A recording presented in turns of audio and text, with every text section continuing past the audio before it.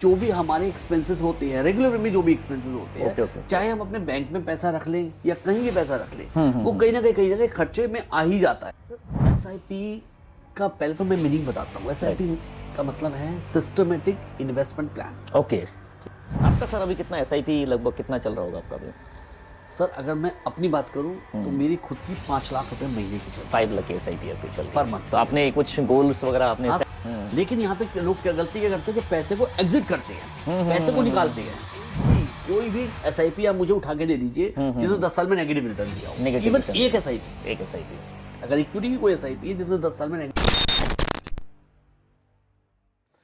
Hello दोस्तों, आज हमारे साथ हैं mister Lalit Gupta ji, insurance, mutual funds and खुद एक इन्वेस्टर भी है। मोर देन 20 ईयर्स है ना, 20 साल से ज़्यादा इनका एक्सपीरियंस और नॉलेज है मार्केट के बारे में, राइट। तो आज हम जानेंगे इनसे एसआईपी म्यूचुअल फंड्स के बारे में। तो दोस्तों, अगर आप एक म्यूचुअल फंड ऑलरेडी इन्वेस्टर हैं या तो आप इन्वेस्ट करना चाहते हैं तो ये वीडियो आपके लिए काफ़ी इंपॉर्टेंट होने वाला है। या तो आप अगर फर्स्ट टाइम इन्वेस्टर हैं खासकर, ठीक है, तो आपके लिए बहुत ही इंपॉर्टेंट वीडियो है। वीडियो को पूरा अंत तक देखें ताकि एसआईपी के बारे में पूरा का पूरा आपको नॉलेज मिलने वाला है इस वीडियो में। इस वीडियो अगर आप देख लेंगे तो आपका जो भी डाउट्स है, जो भी क्वेरीज है, पूरा का पूरा सॉल्व होने वाला है, राइट। तो वीडियो काफी इंटरेस्टिंग है दोस्तों। अगर फर्स्ट टाइम आप चैनल को विजिट करें तो चैनल को सब्सक्राइब जरूर कर लीजिएगा ताकि आने वाले टाइम में ऐसे ही इंपॉर्टेंट वीडियो हमारे चैनल पर आपको मिलते रहेंगे एंड उनको देख के एक बेस्ट डिसीजन आप ले सकते हैं। तो हमारी ऑडियंस के लिए जो है आज हमारे टॉपिक है म्यूचुअल फंड के बारे में, एसआईपी के बारे में। खासकर बहुत ज्यादा डाउट्स है लोगों के बारे में, बिल्कुल है ना, उनके एसआईपी के बारे में।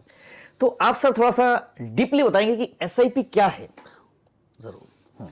सर, एसआईपी का पहले तो मैं मीनिंग बताता हूँ। एसआईपी का मतलब है सिस्टमेटिक इन्वेस्टमेंट प्लान। ओके, ठीक है। तो ये क्या खाली म्यूचुअल फंड्स में होता है या किसी और में भी एसआईपी होती है? एसआईपी जो होती है वो इंश्योरेंस में बेची जा सकती है, कह करके कि भाई इंश्योरेंस में है। लेकिन प्रॉपर वे में अगर मैं मीनिंग फुल बात करता हूँ तो सबसे बड़ी बात क्या है कि वो म्यूचुअल फंड्स में ही। ओके, मतलब म्यूचुअल फंड में ही एसआईपी एक म्यूचुअल फंड्स में ही प्रॉपर वे में म्यूचुअल फंड्स है। Right। हम एसआईपी का हम इंश्योरेंस बेचते हैं, ये सब बेचते हैं, लेकिन जो प्रॉपर मीनिंगफुल है वो है SIP mutual funds. Mutual funds के लिए एसआईपी ज्यादातर चलता है, सिस्टमेटिक इन्वेस्टमेंट जो पॉपुलर है, बहुत पॉपुलर है। Right right right. और ये मैं समझता हूँ हर इंसान को अपनी कैपेबिलिटी के अकॉर्डिंगली वो जरूर करनी चाहिए। ओके, और करनी कब तक चाहिए, क्यों करनी चाहिए? सर देखिए, आज क्या करते हैं हम, जो भी हमारे एक्सपेंसेस होते हैं, रेगुलर में जो भी एक्सपेंसेस होते हैं, ओके। चाहे हम अपने बैंक में पैसा रख लें या कहीं भी पैसा रख लें, वो कहीं ना कहीं खर्चे में आ ही जाता है। मतलब खर्चे का कोई लिमिट नहीं होता, खर्चे कोई लिमिट नहीं होता। मतलब आप टीवी लेने जा रहे हो, अगर आप चाह रहे हो कि एक 30,000 की टीवी लेना है, जी, 40,000 की टीवी लेना है, लेकिन आप 2.5 लाख की और 3 लाख की भी टीवी लेंगे फिर भी सेटिस्फेक्शन तो वही, आपको वही चीज देखना, लेकिन आपको ऊपर डिपेंड करता है। Right right. तो यहाँ पे क्या है कि मैं समझता हूँ कि एसआईपी जो होनी चाहिए वो गोल बेस्ड प्लानिंग के हिसाब से होनी चाहिए। गोल बेस्ड होनी चाहिए। तो किस चीज का मतलब गोल का थोड़ा बताएंगे? कैसे होता है गोल बेस्ड का मतलब कि भाई मैं सपोज कीजिए मेरी आज एज 40 है। ओके, तो 40 के हिसाब से मुझे ये देखना है कि भाई गोल बेस्ड, मेरा गोल बेस्ड क्या है। राइट। कि भाई मेरे बच्चे, अगर आज कोई बेटी मेरी 5 साल की है, 7 साल की है, तो मेरा गोल क्या है? उसको हायर एजुकेशन देना, उसको उसकी शादी करना, अपने लिए रिटायरमेंट पे लेना चाहिए, सभी चीज ये सब गोल बेस्ड है। गोल बेस्ड है, मतलब आप कह रहे हैं कि कोई आपकी एक प्रॉपर आपका एक होना चाहिए कि आपका ड्रीम होना चाहिए कि ये चीज आपको करना है, आपका एक ड्रीम है, मतलब फ्यूचर में आप करना है, जैसे ये बताया। तो इसके लिए आप एक गोल बेस्ड प्लानिंग आप कर सकते हैं एसआईपी के जरिए, राइट। बिल्कुल होनी चाहिए। तो ये जो है एक नॉर्मल इंसान उसको कैलकुलेशन करके वो कर सकता है, एक फाइनेंशियल एडवाइजर की ज्यादा उसमें जरूरत लेता है। फाइनेंशियल एडवाइजर बहुत जरूरी है sir. Okay okay okay okay, क्योंकि वही बता पाता है कि सर आपको कितने की करनी चाहिए। लोगों को पता नहीं होता। 5,000 की भी लेते हैं, 2,000 की भी लेते हैं, कितना टारगेट होना चाहिए, क्या बेस्ड होना चाहिए। खासकर बात है सर वो एग्जिट कर जाते हैं टाइम से पहले, कलेक्शन आएगा 5% का, 10% का हाइपर हो जाते हैं और वहां से वो एग्जिट हो जाते हैं। एसआईपी अपनी बंद कर देते हैं, पैसा निकाल लेते हैं। ओके, यहाँ पे सर एडवाइजर का बहुत बड़ा रोल है। ओके, मैं समझता हूँ एडवाइजर जरूरी है। क्योंकि वो जगह जगह पे पेशेंटली अपने कस्टमर्स को, अपने क्लाइंट को, अपने इंश्योर्ड को, जो भी है उसको पेशेंट दिलाता है, पेशेंस दिलाता है। मतलब जब मार्केट गिरता है तसल्ली एक कस्टमर को दिलाता है कि भाई आप रुकिए, है ना, उस टाइम ज्यादातर लोग एग्जिट कर जाते हैं, एग्जिट कर वो मार खा जाते हैं फिर। जबकि उसमें तो और एसआईपी को टॉप अप करना चाहिए। ओके ओके एसआईपी को ओके टॉप अप ओके। करना चाहिए, इन्वेस्टमेंट को बढ़ाना चाहिए, Okay. एंट्री करनी चाहिए, मैं कहता हूँ इनफैक्ट। लेकिन यहाँ पे लोग क्या गलती क्या करते हैं कि पैसे को एग्जिट करते हैं, पैसे को निकालते हैं। न्यूज आती है अमेरिका में ये हो गया, ये है, डॉलर का प्राइस बढ़ रहा है, रुपया गिर रहा है, इकोनॉमी खराब हो जाएगी, ये हो जाए, बहुत सारी चीजें होती हैं सर। Okay, okay. लेकिन क्या हुआ, ये न्यूज हम सुनते आ रहे हैं, पिछले 40-50 साल सुनते आ रहे हैं। Right right. और ये होने वाली ये चीजें होनी है, आप रोक नहीं सकते। लेकिन एसआईपी का बेनिफिट क्या है सर, कि ये कॉस्ट एवरेजिंग यूनिट बनाता है। राइट राइट, मतलब रुपी कॉस्ट एवरेजिंग को रुपी कॉस्ट एवरेजिंग बनाता है। उसके देखिए, कोई चीज अगर आज आपने 10 रुपए की बाई करी है, तो कल वो 12 की भी होगी, अच्छा। कल वो 15 की भी होगी, उसके बाद में वो चीज 14 पे भी आएगी, 13 पे भी आएगी। तो ऑब्वियस बात है कि वो लोअर हायर। एक बात मैं आपको एक इंपॉर्टेंट और बताऊं गोविंदा जी, कि अगर इंसान को वैल्यू और ग्रोथ दो चीज देखनी है, तो क्या करता है लोग ना, ग्रोथ पे वैल्यूएशन नहीं कर पाते। अगर आपको वैल्यूएशन, वो क्या करते हैं कि आज मेरा पैसा इतना हुआ, कल मेरा पैसा इतना हो जाए, उतना हो जाएगा, ऐसा हो जाए, वो आपकी वैल्यू शो कर रही है। लेकिन अगर आपको ग्रोथ चाहिए तो वो लॉन्ग टर्म पे मिलती है। लॉन्ग टर्म पे मिलते हैं। जी। राइट राइट राइट, क्योंकि वो रुपी कॉस्ट एवरेजिंग तो मतलब एसआईपी बेसिकली जो होता है आपकी इन्वेस्टमेंट एक प्लानिंग हो गया। म्यूचुअल फंड्स को आप परचेज करते हैं हर महीना, मतलब हर महीने की आपकी एक बैंक अकाउंट से पैसा निकलेगा जी, एक सर्टेन अमाउंट जो आप फिक्स करोगे, जो भी आप फिक्स करते हो, मिनिमम 1000 रुपए से लेकर के सर मैक्सिमम। आजकल तो कुछ एएमसीज जो है 100 रुपए से भी स्टार्ट कर, लेकिन 100 रुपए का देखिए सिंपल सी बात है, 100 रुपए का आप एसआईपी तो सुन के अच्छा लगता है कि 100 रुपए, लेकिन 100 रुपए में होता क्या है, नथिंग, बिल्कुल, है ना।